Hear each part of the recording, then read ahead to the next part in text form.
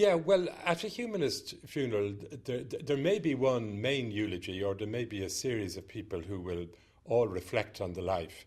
And one of the questions I always ask a family when I meet them first in this process of planning the funeral, I always ask them, who were the people close to the person, and what were the person's interests? What were their passions? What made them tick?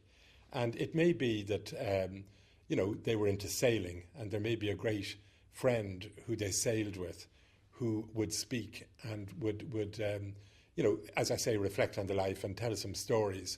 But in terms of eulogy or eulogies or reflections or whatever you like to call them, I always stress that try and talk about the unusual rather than the usual.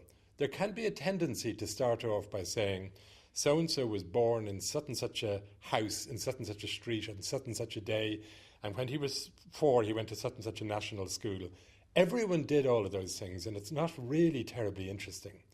But to start off by telling some story, some little anecdote that really captures that person and is peculiar to that person and is unusual, then you get people nodding and saying, yes, that was our friend. Now we're talking about what this person was all about.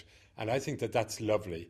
I think you want, as I say, the unusual rather than the usual, which turns out to be the exciting rather than the boring.